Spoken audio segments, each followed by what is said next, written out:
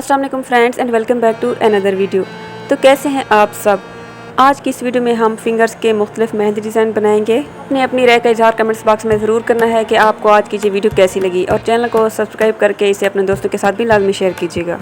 आज की इस वीडियो में हम बहुत ही खूबसूरत सिंपल से और बेसिक से जो है मेहंदी के डिज़ाइन बनाएंगे, फिंगर्स मेहंदी के डिज़ाइन। आपने अपनी राय का इजहार कमेंट्स बॉक्स में ज़रूर करना है।